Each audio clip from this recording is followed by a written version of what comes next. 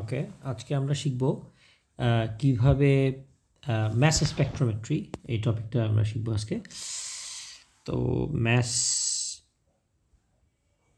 Spectrometry. আচ্ছা, আমরা যখন বাজারে কোনো জিনিস কিনতে যাই, রাইট, আমরা যখন ম্যাস বলি যে আমাকে 1 কেজি লবণ দেন, রাইট, তখন একটা মেজারমেন্ট মেশিন থাকে, তাই না? ওয়েট মেশিন থাকে। তো একইভাবে আমাদের ল্যাবে আমাদের ডিজিটাল ওয়েট মেশিন থাকে। ধরা যাক আমি 5 গ্রাম সোডিয়াম ক্লোরাইড চাচ্ছি, কোনো একটা সলিউশন তৈরি করতে চাচ্ছি, 5 গ্রাম সোডিয়াম ক্লোরাইড লাগবে। তখন আমি ওই 5 গ্রামটা একটা মেশিনে মেজার করি। একইভাবে আমরা যখন একটা অ্যাটম, যেটা কিনা এত ছোট, সাচ আ স্মল একটা অ্যাটম, এটার যখন অ্যাটমিক ম্যাস বের করতে যাব তখন তো ওইরকম মেশিন লাগবে, সেন্সিটিভ একটা মেশিন লাগবে। ওইটাকেই বলা হয় ম্যাস স্পেকট্রোমিটার। ঠিক আছে, ম্যাস স্পেকট্রোমিটার মানে হচ্ছে ওই মেশিন যেটা অ্যাটমের ম্যাসকে মেজার করতে পারে, অ্যাটমিক ম্যাসকে, নট অ্যাটমের ম্যাস, অ্যাটমিক রিলেটিভ অ্যাটমিক ম্যাসকে মেজার করতে পারে। তো এটা মেজার করার জন্য যে মেশিনটা, সেই মেশিনটাকে আমরা কীভাবে ব্যবহার করি আমরা একটু দেখি। এই মেশিনের প্রথম পার্টটাতে আছে একটা চেম্বার, যেখানে ধরা যাক আমি সোডিয়ামের অ্যাটমিক ম্যাস বের করতে চাচ্ছি। আমরা পিরিয়ডিক টেবিল থেকে জানি যে সোডিয়ামের অ্যাটমিক ম্যাস হচ্ছে 23, সেটা তো আমরা জানি, কিন্তু সেটা কীভাবে আমরা এখানে পাবো? তো আমরা প্রথমে যেটা করতে হবে, সোডিয়ামকে একেবারে প্রচণ্ড হিট দিয়ে এটাকে ভ্যাপোরাইজ করে ফেলতে হবে, এবং ভ্যাপোরাইজ যখন আমরা করব তখন এর ইন্ডিভিজুয়াল অ্যাটমগুলো আলাদা হয়ে যাবে। আমি কিন্তু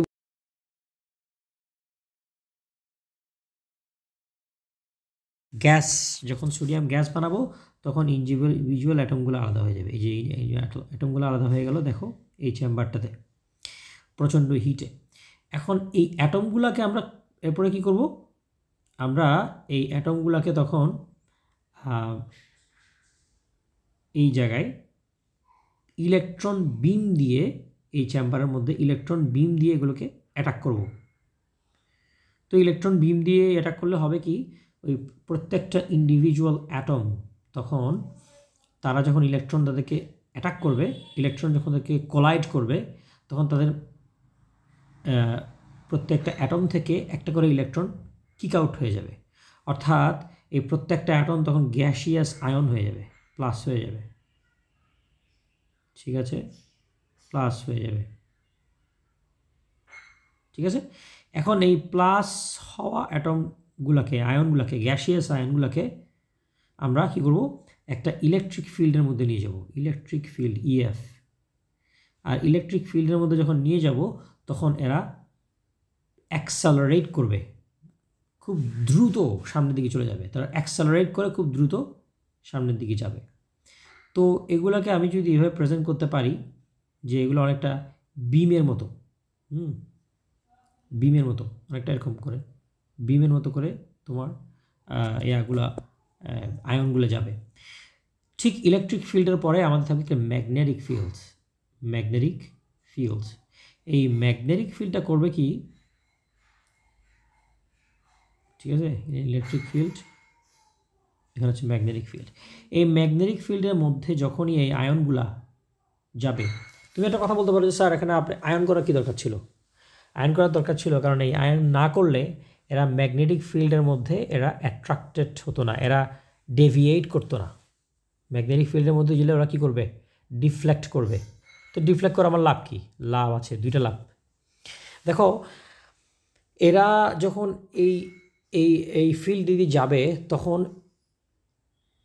সোডিয়ামের, আমরা জানি সোডিয়ামের একটা স্যাম্পলের মধ্যে সব সোডিয়াম কিন্তু 23 না, কিছু সোডিয়াম থাকবে, 2-1টা সোডিয়াম থাকবে যাদের ম্যাস নাম্বার হচ্ছে 24, তাই না? এটাকে আমরা বলি আইসোটোপ। আইসোটোপ কী জিনিস তোমরা নিশ্চয় জানো। Atoms of the same element with the same atomic mass, atomic number but different atomic mass. অর্থাৎ অনেকটা বলা যায় যমজ ভাই আর কি, যমজ ভাই, এবং ম্যাস হালকা ডিফারেন্ট কিন্তু অ্যাটমিক নাম্বার সেম। তাহলে এবং একটা কথা মনে রাখবা আইসোটোপ কিন্তু সবসময় একসাথে থাকে।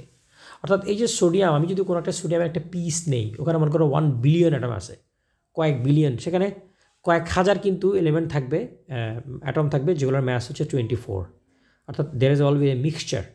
তাহলে এই মিক্সচারটাকে যখন আমি এখানে পাস করবো এই ফিল্ডে, ম্যাগনেটিক ফিল্ডে, তখন যে ভারী ও একটু কম ডিফ্লেক্ট করবে, এই যে এরকম করে ডিফ্লেক্ট করবে, আর যে হালকা সে কিন্তু বেশি ডিফ্লেক্ট করবে। এ দেখো হালকাটা বেশি ডিফ্লেক্ট করছে, অর্থাৎ এই জায়গায় গিয়ে তারা কিন্তু একটু সেপারেট হয়ে যাবে। যে ভারী ও একটু কম ডিফ্লেক্ট করবে, যে বেশি হালকা সে হলো বেশি ডিফ্লেক্ট করবে, ঠিক আছে। এবং এটাকে আমরা বলি যে ম্যাস, রাইট, ম্যাসের উপর ডিপেন্ড করে ওরা ডিফ্লেক্ট করবে। আরেকটা জিনিসের উপরও কিন্তু ওরা ডিফ্লেক্ট করবে, হ্যাঁ, সেটা হলো তোমার যদি চার্জটা ডিফারেন্ট হয়। এখন বলতে পারো যে চার্জ কীভাবে ডিফারেন্ট হয়? আমার চার্জ তো সবগুলো +1, রাইট? না, আসলে যখনই তুমি ইলেকট্রনগুলা, তুমি যখন বিমে, যখন তুমি ইলেকট্রনগুলোকে শ্যুট করবা টুয়ার্ডস দি অ্যাটম, এমনও হয়ে যেতে পারে মাঝে মধ্যে কয়েকটা অ্যাটমের চার্জ হয়ে যেতে পারে 2+, তাহলে ওর চার্জ বেশি হচ্ছে না? চার্জ বেশি হচ্ছে। যার চার্জ বেশি সেও কিন্তু ডিফ্লেক্ট বেশি করবে। তার মানে বোঝা গেল সে ম্যাগনেটিক ফিল্ডে ডিফ্লেক্ট হবে কিনা এটা দুইটা জিনিসের উপর ডিপেন্ড করে, একটা হচ্ছে ম্যাস আর একটা হচ্ছে চার্জ। এই জন্য এই ডাটাগুলোকে, এই যে ও যখন সামান্য দেখো একটা ডিফ্লেক্ট করলো, ধরা যাক একটা সোডিয়াম, তাহলে এখানে কোনটা ডিফ্লেক্ট বেশি করবে? 23 যেটা, এই যে, আর যেটা কম ডিফ্লেক্ট করবে সেটা হচ্ছে 24, রাইট? এইটা ঠিক আছে, তোমরা একটা গ্রাফে তখন তোমরা প্রেজেন্ট করতে পারবা, মানে প্রেজেন্ট করা হবে। সেটা কীরকম আমি একটু দেখাচ্ছি।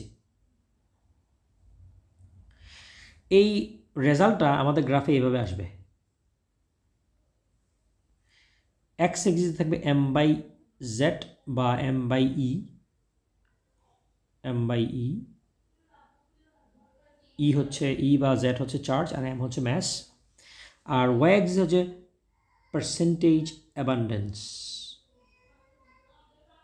তোমরা নিশ্চয়ই মনে আছে পার্সেন্টেজ অ্যাবান্ডেন্স মানে কি? ওই যে 23 এবং 24 যে দুইটা আইসোটোপ, একটার পরিমাণ তো বেশি হবে, একটা পরিমাণ কম হবে, তাই না? তো ওইটার ডাটাটা তুমি এখানে পাবা, you will see as a peak. এ দেখো পিক, একটা পিক হলো এটা। ধরা যাক এই প্রথম পিকটার হলো 23, পরটা হলো 24। এই ডাটাটা তোমার সামনে আসবে এবং পরীক্ষায় কিন্তু এই ধরনের ডাটা আসবে। তোমাকে প্রথমে একটা প্রশ্ন জিজ্ঞেস করতে পারে এক্স এক্সিসে কি, তুমি বলবা m/z। ওয়াই এক্সিসে কি? Percentage abundance. পার্সেন্টেজ অ্যাবান্ডেন্স মানে কি? 100%-এর মধ্যে সোডিয়াম 23, 23টা কত পার্সেন্ট, কতগুলো আছে, ঠিক আছে? ধর একটা ক্লাসের মধ্যে অনেকগুলো বাচ্চা আছে, কারো ওজন 24 কেজি, কারো বয়স 24 কেজি, কারো বয়স হচ্ছে তোমার 23, কারো বয়স 23 ইয়ার্স, কারো বয়স হচ্ছে 24 ইয়ার্স। তো ধরা যাক এর মধ্যে 20 জনের মধ্যে 18 জনের ওজন হচ্ছে 23, আর বাকি 2 জনের হচ্ছে তোমার 24। তো পার্সেন্টেজ কী হবে?